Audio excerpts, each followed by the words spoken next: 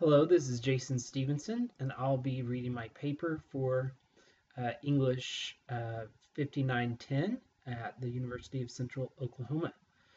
The title of my paper is Tangled Crossbreeds, Young Adults in a Steampunk Saga. Scott Westerfeld's Leviathan, the first installment in a steampunk young adult trilogy, follows the exploits of a young monarch Alec who disguises himself as a commoner, and a teenage girl, Darren, who masquerades as a boy in order to join the British air service. Alec is a clanker, loyal to the futuristic machines, some capable of walking, designed for war.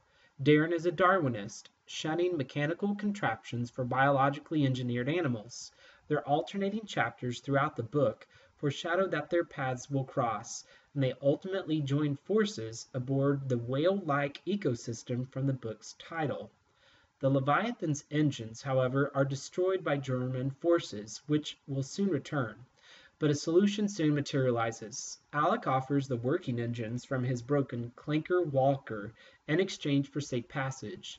The whale airship then becomes a mashup of Darwinist and clanker, a grand, elegant, and very satisfying hybridization that suggests that opposites can meet, collapse, and mingle. Though Darren thinks of the Leviathan as a tangled crossbreed. Indeed, Darren herself in her portrayal of Dylan classifies as a crossbreed, and to an extent Alec, in his attempts to put on the airs of a commoner, fits the bill of a crossbreed. In this novel, Westerfeld surprisingly suggests that a dual identity is superior to that of a singular one. Darren Sharp keeps her true gender hidden throughout the entire novel to her advantage. By passing as a boy, she is able to enlist in her country's Air Force, a choice not extended to the women in this alternate history. Her older brother trains her in the ways of being a boy, although she needs little help after having spent most of her life with her her father. Late in the novel, she recalls how after her father died, her mother and aunts attempted to turn her back into a proper girl, skirts, tea parties, all the rest, as if they wanted to erase the old Darren and everything she'd been. She'd had to fight like mad to stay who she was. As a 15-year-old girl aboard the Leviathan, she passes as a boy with her lowered voice, short haircut, small chest, and standard uniform, even scaling the heights of the Leviathan's rigging in the midst of peril at sea. She can fully enjoy the life in the air service because no one knows about her dual identity. The loss of her secret would also mean the loss of her dream as an airman, and thus her dual identity is critical for her to preserve. When Darren fake shaves in front of Dr. Barlow, a shrewd female scientist descended from Darwin himself, she wipes off half the shaving foam, leaving the job half done. Later, Dr. Barlow comments how both sides of Darren's face are equally smooth, but Darren thinks quickly, confessing that her age is actually 15, not 16, the legal age to join the service.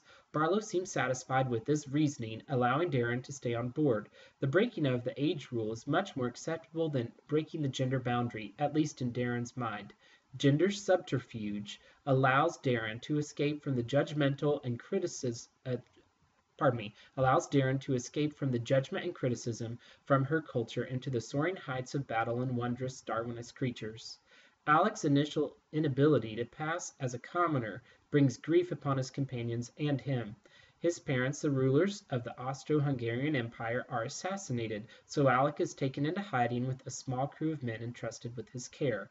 When a shopkeeper presents Alec with a tiny toy walker, his spoiled reaction reveals his princely upbringing, even though he is wearing the clothes of a nearby farmer. Alec realizes too late his accent, his bearing. The man had seen who he was. German forces soon converge upon Alec and his men, since the shopkeeper guessed his identity as the Archduke's lone son. Later in the novel, Alec sneaks out of his secret castle in the Alps to bring medical supplies to the Leviathan, which has crashed nearby. He has good intentions, but he is captured by the Darwinists, who do not know his true identity and which he does not reveal to them. He believes there was no point telling the Darwinists his real name. They'd never believe he was the son of an archduke. For Alec to survive aboard the Leviathan, He must preserve his commoner status, otherwise he might be used for bargaining, or worse, locked up as a war criminal, depending on how Britain enters the impending World War. Ironically, Alec finds inspiration for his portrayal of a normal boy in Darren's portrayal of Dylan, who was the sort of boy Alec would have wanted to be if he hadn't been born the son of an archduke. Only Dr. Barlow is able to determine Alec's true persona, and for her mysterious reasons, she keeps his secret from the rest of the crew. Alec's Prince as Commoner charade is symbolized through his abandonment of his gold bars, so the Leviathan has enough lift to escape the impending German Zeppelins. He only keeps one bar, which he will hide, unable to accept his princely inheritance, the world a much safer place for a commoner. Few young adult novels encourage double identities for wish fulfillment. Contemporary teen themes, more often than not, are about embracing the true self, no matter what family or society says. Since this novel takes place in an alternate universe governed by steampunk, however, deception and dual identities seem to be logical solutions for the adolescent protagonist.